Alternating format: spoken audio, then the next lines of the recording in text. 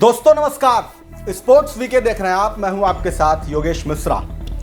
T20 world cup में मात्र 5 से 6 महीने का वक्त बचा है, यानी कि इस साल में जून में 1 जून से T20 वर्ल्ड कप की शुरुआत होगी और इस महीने के अंत में जाकर के खत्म हो जाएगी। इस बीच में रोहित शर्मा की बैटिंग को लेकर के चर्चे जितने हो रहे थे, उसके बाद से अब यह चर्चा खत्म भी नहीं हुआ कि रोहित शर्मा का एक और बयान आ गया।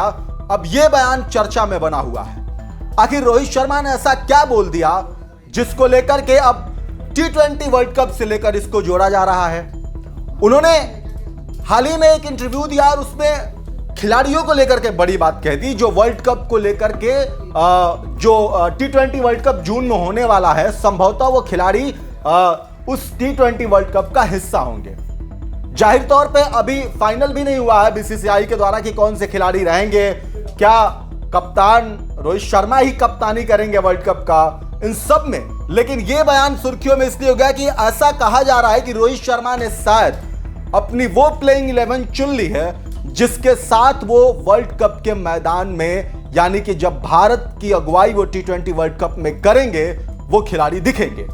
आखिर वो 10 खिलाड़ी कौन कौन से हैं जिसका चयन रोहित शर्मा ने कर लिया है। अगर क्या रोहित शर्मा ने इन खिलाड़ियों का चयन कर लिया है, उसके बाद कोई गुंजाइश है कि वो किसी और खिलाड़ी को बीसीसीआई उस खिलाड़ी के बदले रोहित से कह सकता है कि इससे यह बेहतर खिलाड़ी है, इसे टीम में शामिल किया जाए।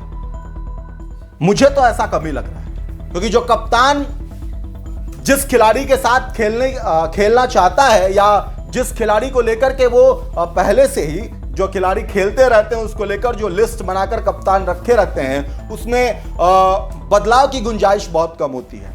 क्योंकि ये मजबूरी भी है, बीसीसीआई की भी है, क्योंकि बीसीसीआई ये सोचता है कि वही खिलाड़ी दिया जाए, कंफर्ट जोन में रहेंगे, कप्तान के लिए भी आराम होगा। जिससे अगर आप थोड़ा सा भी पीछे जाएंगे और देखेंगे तो अभी एक वर्ल्ड कप खत्म हुआ है, उसमें बहुत सारे ऐसे खिलाड़ी थे जो रोहित शर्मा ने बोला था कि हम ऑलराउंडर के लेकर ही चयन करते हैं, ऑलराउंडर के साथ ही खेलना जाना पसंद करते हैं। उस सोच का हिस्सा था उसमें, जिसपे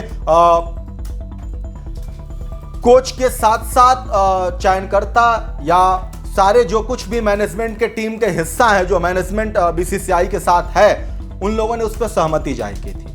तो यहां भी ऐसा ही होगा।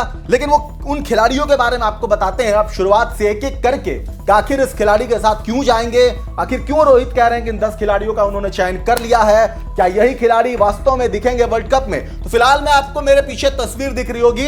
इस तस्वीर में 3 खिलाड़ी हैं। पहले विराट कोहली, बीच में यशस्वी जायसवाल और रोहित शर्मा।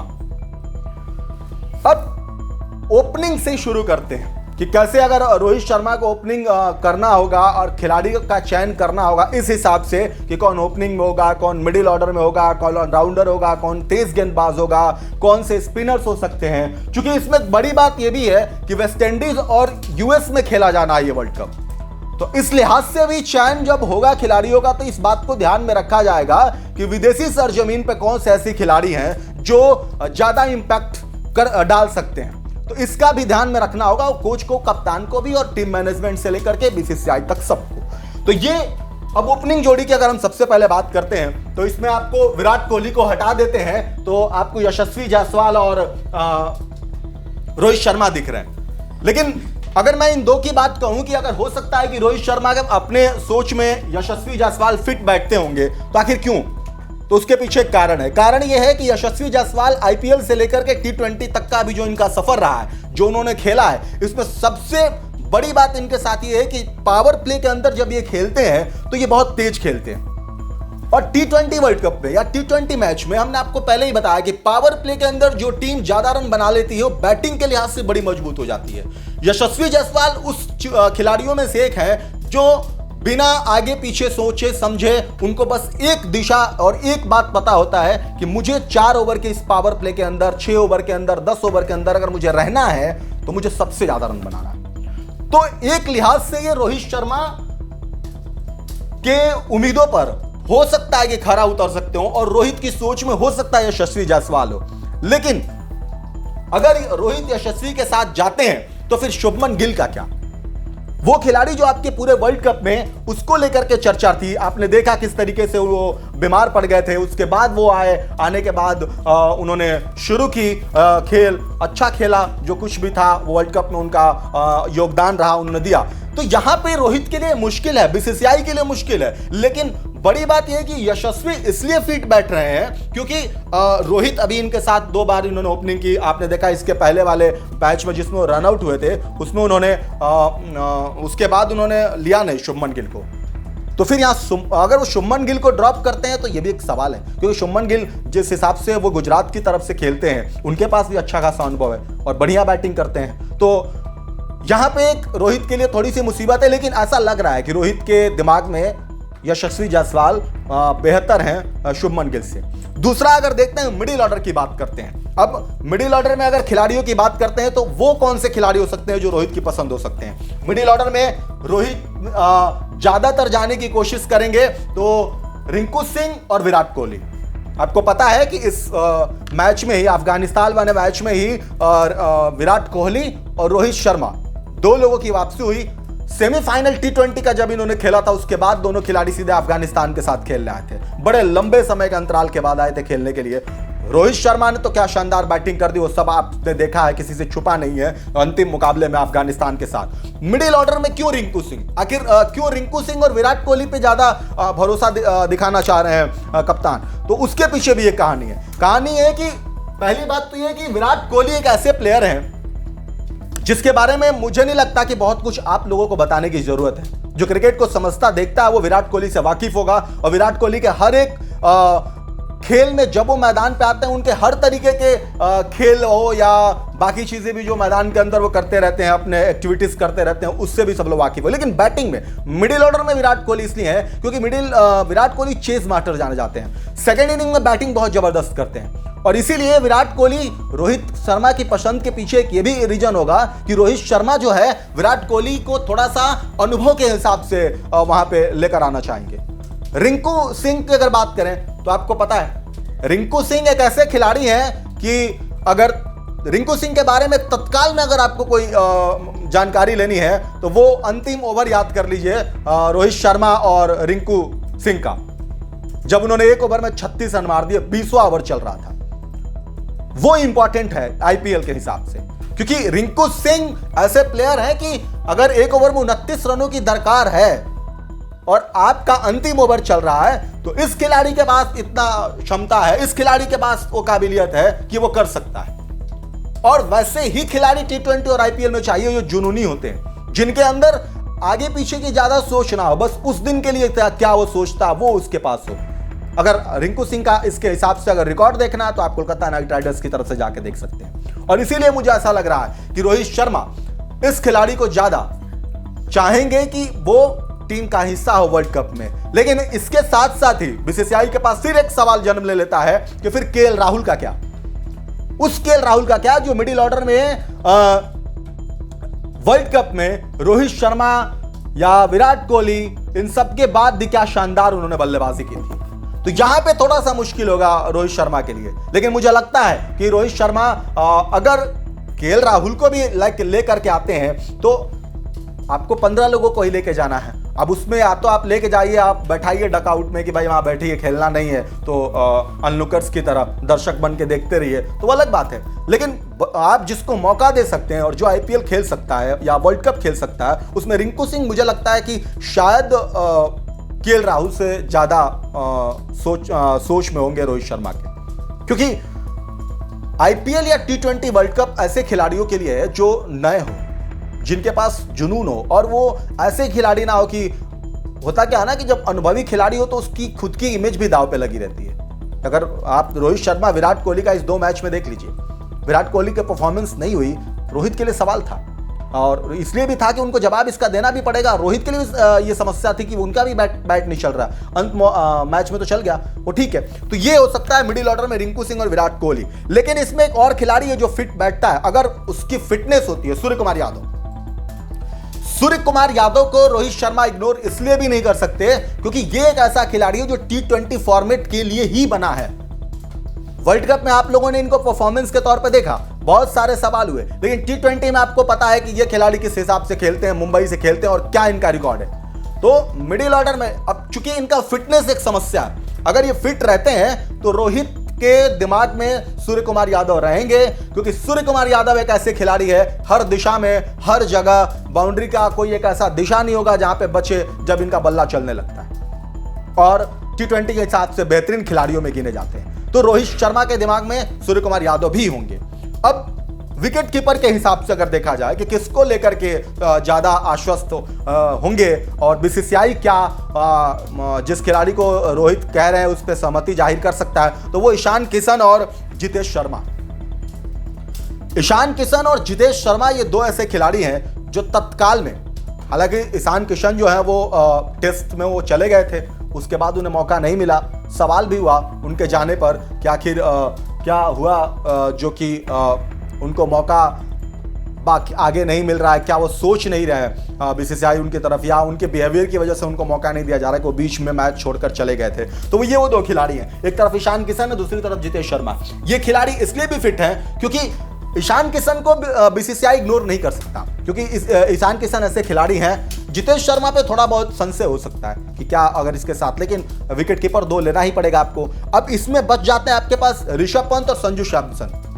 ये 2 खिलाड़ी भी इंपॉर्टेंट हैं, लेकिन संजू सैमसन और ऋषभ पंत ये जो 2 खिलाड़ी हैं, अब इनको लेकर के बीसीसीआई की सोच पे निर्भर करता है कि क्या ऋषभ पंत फिट है, प्रॉपर रूप से वर्ल्ड कप में जा सकते हैं, और संजू सैमसन, क्योंकि संजू सैमसन तो अभी मौका जो मिला उसमें आपने देख लिया, और होता भी है जब इनको मौका मिलता है ऐसा लगता है या तो इनकी किस्मत खराब है, बीसीसीआई ऐसा समय पे इनको मौका देता है कि चल नहीं पाते, तो इनके साथ थोड़ा सा समस्याएं हैं, अब परफॉर्म नहीं कर पा रहे हैं। लेकिन ईशान किशन रोहित का पहला चॉइस होंगे अगर वर्ल्ड कप T20 के हिसाब से जाना चाहेंगे तो।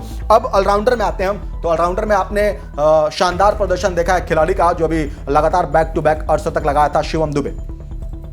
शिवम दुबे को मौका मिल सकता है ऑलराउंडर के तौर पे, लेकिन हार्दिक को क्या बीसीसीआई या रोहित शर्मा इग्नोर कर सकते हैं? मेरी तरफ से और मैं ये कहूंगा कि नहीं। ये ऐसा इसलिए क्योंकि शिवम दुबे और हार्दिक में अभी बहुत सारा डिफरेंस है जो शिवम दुबे अभी उसको फुलफिल नहीं कर सकते। इसलिए भी नहीं कर सकते, हार्दिक के पास एक तो अनुभव है, गुजरात के ऑलरेडी कप्तान है, चैंपियन बनाया, आप मुंबई में आए हैं, मुंबई से खेलेंगे। लेकिन शिवम दुबे की जो जिस तरीके की बैटिंग और चेन्नई से खेलते हैं, इनके अंदर भी वो काबिलियत है कि जब आपको जरूरत होगी तो ये बैट्समैन खरा उतरता है। ऐसे में रोहित शर्मा, हार्दिक और शिवम दोनों के साथ जाना चाहेंगे, क्योंकि अब आप कहेंगे कि आखिर क्यों दोनों को लेकर आना चाहेंगे, तो इसके पीछे एक कारण है। कारण क्या है? वर्ल्ड कप का आप इतिहास उठाइए, जो पिछला वर्ल्ड कप भारत खेल रहा था, क्या हुआ? हार्दिक चोटिल हो गए, मुश्किल हो गया था, वाशिंगटन सुंदर को बुलाना पड़ा, जो कि वो मेंटली रूप से तैयार नहीं थे कि उनको वर्ल्ड कप में जाना होगा खेलने के लिए। आपने अचानक उन्हें प्लेन से तो उतार दिया, लेकिन फिर फॉर्म की बात आ जाती है कि वो खिलाड़ी मतलब खेल रहा है, फॉर्म में है या नहीं है। तो ऐसे में मुझे लगता है इन दोनों खिलाड़ियों को लेकर के रोहित जाना चाहेंगे कि अगर एक के साथ किसी तरह की स्थिति बनती है, क्रिकेट अनिश्चितताओं का खेल है, कभी भी चोट लग सकती है, कभी किसी को कुछ भी हो सकता है, तो वैसे में उनके पास एक ऑप्शन हो, और ऑप्शन वैसा हो जिस पे वो भरोसा कर सकते हो और खरा उतर सकता हो। इस परिस्थिति में मुझे लगता है कि हार्दिक पांड्या और शिवम दुबे ये दोनों के साइड जाना चाहेंगे, और बीसीसीआई की इस पे सहमति हो सकती है, क्योंकि दोनों ऐसे खिलाड़ी हैं कि जरूरत पड़ेगी। अब आगे अगर रविंद्र जडेजा और अक्षर में से कोई एक हो सकता है, यहां पे थोड़ा सा चैलेंजेज है, और वो किसके लिए? रोहित शर्मा के लिए। अक्षर पटेल और रविंद्र जडेजा में थोड़ा सा मुश्किल होगा किसको चुनेंगे। हालांकि मेरा अपना अनुभव के आधार पर अगर मैं देखूं तो मुझे लगता है कि रविंद्र जडेजा के साथ जाएंगे और रोहित शर्मा। उसके पीछे कारण है। कारण क्या है कि रविंद्र जडेजा थोड़ी सी दबाव के अंदर बैटिंग कर लेते हैं। थोड़ा सा अगर इनको उदाहरण देखना है आपको तो अब चला जाइए चेन्नई का वो मैच जहां गुजरात से चेन्नई चैंपियन बनी और एक गेंद में 4 रनों की जरूरत थी। क्या शॉट उन्होंने थर्ड मैन के बाहर खेला था। तो वो प्रेशर जो है उनको झेलने की आदत है। गेंदबाजी के तौर पे दोनों लगभग सेम है, लेकिन जडेजा थोड़ा सा ज्यादा हावी दिखेंगे अक्षर पटेल से, और इसीलिए मुझे लगता है कि अनुभव के ऊपर भी थोड़ी सी रोहित शर्मा जाएंगे उस तरफ, रविंद्र जडेजा की तरफ। तो यहाँ पे दोनों में से कोई एक हो सकता है, दोनों नहीं हो सकता। अगर 10 खिलाड़ियों का जिस तरीके से वो चयन बता रहे हैं कि ये खिलाड़ी जो है वो हमारे हिसाब से तो अभी तक उनको हमने बना लिया है कि वो जाएंगे। अब इसके साथ साथ वाशिंगटन सुंदर पे विचार इसलिए विचार होगा क्योंकि वही मैंने बताया, जब हवाई जहाज से उतारना होगा, कि अचानक जब उनको भेजना होगा कि भाई साहब ऐसा है कि ये खिलाड़ी चोटिल हो गया है, आप पकड़ लीजिए प्लेन और सीधे वेस्ट इंडीज पहुंच जाइए। तो ऐसी स्थिति में वॉशिंगटन को ये मैसेज रहेगा कि आप खेलते रहिए, प्रिपेयर करते रहिए, क्योंकि वॉशिंगटन ने भी बहुत अच्छी तीसरे मैच में तो शानदार गेंदबाजी की उन्होंने, कैच भी बहुत शानदार पकड़ा था उन्होंने। तो उस हिसाब से तो दावेदारी सबकी है, पर कप्तान किसकी दावेदारी के साथ हामी भरेंगे और किसके साथ जाने के लिए कहेंगे, अब ये कुछ दिनों में ये भी तस्वीर साफ हो जाएगी। स्पिनर्स की बात किया जाए अगर, तो कुलदीप और बिश्नोई, ये दोनों ऐसे खिलाड़ी हैं कि अगर आप ये पूछते हैं मुझे कि आईपीएल के लिहाज से इन दोनों में से किसको, तो मैं कहूंगा ये दोनों को भेज दो। क्यों? क्योंकि ये दो ऐसे खिलाड़ी हैं कि ये चाइना में एक ऐसे गेंदबाज हैं कि जब इनको विकेट मिलने लगता है तो फिर मिलता है। मतलब जिस दिन इनका दिन है, जिस दिन इनको विकेट मिला है, उस दिन आप किसी दूसरे गेंदबाज को मत सोचिए, 5-7 विकेट तो निकाल देंगे आपको, 5 तो नॉर्मल निकाल लेते हैं। तो अगर किसी टीम का 5 विकेट गिर गया तो फिर तो वो अस्त व्यस्त स्थिति होगी उसका, फिर उसको निकल पाना बड़ा मुश्किल होता है। बिश्नोई भी ऐसे हैं।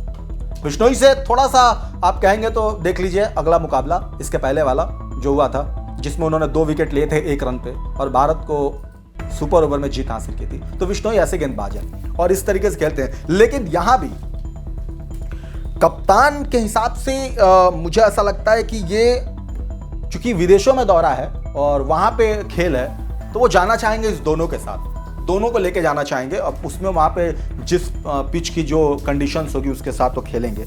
अब तेज गेंदबाज की बात कर लेते हैं, जसप्रीत बुमराह और मोहम्मद सिराज, अर्शदीप। लेकिन इसमें भी एक बड़ा सवाल है और ये बड़ा फैक्टर होगा।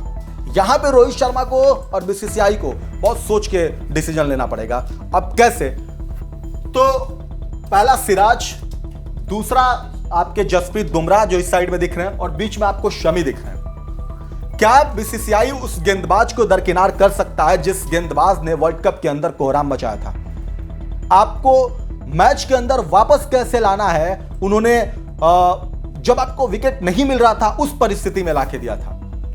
अब इनके जगह पर क्या बीसीसीआई या रोहित शर्मा और अर्शदीप को देख रहे हैं? मुझे ऐसा लगता है कि नहीं, क्योंकि ये 3 ऐसे गेंदबाज हैं। सिराज का दिन होगा, विकेट मिलेगा तो फिर मिलेगा। फिर आपको पता ही है कि एशिया कप याद कर लीजिए, और एशिया कप में आपने देखा होगा किस तरीके से आंधी आई थी सिराज के, इसके बाद विकेट ही गिर रहा था, पता ही नहीं चला कि कब बैटिंग कर रही टीम खत्म भी होगी, ऑल आउट हो गई और भारत जीत भी गया। और विदेशों में खासकर तेज गेंदबाजों के लिए बड़ी अहमियत रहती है। वैसे में स्पीड तो बहुत मायने रखता है, गति बहुत मायने रखती है, क्योंकि जब विदेशों में दौरा होते हैं, क्योंकि वहां माना जाता है कि हमेशा जो पिच जो है वो ज्यादातर उसी हिसाब से होता है जो क्या कहते हैं तेज गेंदबाजों के लिए होता है। तो वैसे में मुझे लग रहा है अर्शदीप पे थोड़ा सा संशय होगा, लेकिन कप्तान है वो जो चाहेंगे वो करेंगे। लेकिन ये 3 बहुत बेस्ट होंगे उसमें तेज गेंदबाजी में। अब उसमें कप्तान को लेना, मुकेश और आवेश पर विचार किया जाएगा, क्योंकि मुकेश आवेश एक ऐसे खिलाड़ी हैं जो अभी तत्काल में उन्होंने खेला। मुकेश को अगर आप देख लीजिए, जो अभी इस मुकाबले में सुपर ओवर में ही आपको बता दूं, उसके पहले उन्हें 13-14 रन बचाने थे, बचा नहीं पाए। उसके बाद फिर से रना, वो बचा नहीं पाए, मैच वहां ड्राई होगा। तो क्योंकि वहां पे गेंदबाज की बड़ी अहमियत होती है। वहां जसप्रीत बुमराह जैसा अगर गेंदबाज होता इस अफगानिस्तान दौरे पे, तो मुझे नहीं लग रहा कि भारत को सुपर ओवर खेलना होता। इन लोगों को आराम दिया गया था, लेकिन सुपर ओवर खेलना होता मुझे नहीं लगता, क्योंकि 13 रन बहुत होते हैं जसप्रीत के लिए। 6-7 रनों पे जसप्रीत मुकाबले को लटका देते हैं, दूसरे खिलाड़ी को रन बनाने के लिए मुश्किल पैदा कर देते। तो 13 रन बहुत था, 2 बार मैच जितवा सकते थे उसमें वो। तो इसीलिए मुझे लग रहा है कि गति के हिसाब से, अनुभव के हिसाब से इन खिलाड़ियों को लेकर के जो अभी हमने आपको बताया, इसमें से 10 खिलाड़ी ऐसे हैं जिसको मैं अभी आपको बता रहा हूं, स्क्रीन पे आप देखिएगा एक एक करके नाम, उसको वो रोहित शर्मा पहले से फाइनल कर चुके हैं और वही खिलाड़ी आएंगे जिसके साथ वो जाएंगे। जैसे T20 वर्ल्ड कप के लिए संभावित टीम क्या हो सकती है उस पर एक बार नजर डाल लेते हैं। रोहित शर्मा कप्तान के तौर पे जाएंगे, यशस्वी जायसवाल, लगभग मुझे लग रहा है कि शुभमन गिल के जगह पे इनको मौका मिलेगा। विराट कोहली, शिवम दुबे, रिंकू सिंह, रवि बिश्नोई, कुलदीप यादव, जसप्रीत बुमराह, मोहम्मद सिराज, अर्शदीप पे थोड़ा सा मैं मार्किंग की स्थिति में हूं, क्योंकि यहां पे मुझे लगता है कि वो शायद मोहम्मद शमी के साथ जाना चाहेंगे। सूर्य कुमार यादव अगर फिट हुए तो, अगर सूर्य कुमार यादव फिट होंगे तभी उन्हें मौका मिलेगा, और मुझे लगता है कि उनको फिट हो जाना चाहिए, क्योंकि उनकी बहुत जरूरत है T20 के हिसाब से। वह 50 ओवर के गेम में मुझे उतना यकीन नहीं है, लेकिन 20 ओवर के मुकाबले में मुझे सूर्या से बहुत अपेक्षा होती है, और मुझे नहीं पूरे देश को होता है। उस तरीके के वो खिलाड़ी हैं। हार्दिक पांड्या, इनमें भी वही संशय, अगर फिट हुए तो। मान लीजिए कि अगर ये दोनों खिलाड़ी फिट नहीं हुए तो क्या? अगर सूर्य कुमार यादव और हार्दिक फिट नहीं हुए तो क्या? तब भारत के लिए थोड़ा सा मुसीबत हो जाएगा। जैसा मैंने आपको बताया, शिवम दुबे एक हो गए, दूसरा सूर्य कुमार यादव की जगह पे उनके जैसा बैट्समैन देखना पड़ेगा। फिर केएल राहुल की तरफ आप जाएंगे या किसी और को आप देखेंगे, फिर वहां पे थोड़ी सी आपकी प्लेइंग 11 गड़बड़ हो जाती है। इसके बाद संजू सैमसन, जितेश शर्मा, ईशान किशन, ऋषभ पंत, इन 4 में से कोई 2 ही जा सकता है। और मुझे लग रहा है संजू सैमसन को नहीं, ईशान किशन और जितेश नहीं हो सकते तो यहां केएल राहुल का नाम भी हो सकता है रोहित के हिसाब से, अगर रोहित सोचते होंगे, समझते होंगे तो। या ऋषभ पंत, इसलिए कि अभी थोड़ा वो मैच खेलेंगे, उसके बाद ही वर्ल्ड कप की तरफ उनको देखा जाएगा, अभी वो फिट हो जाए पूरा तो।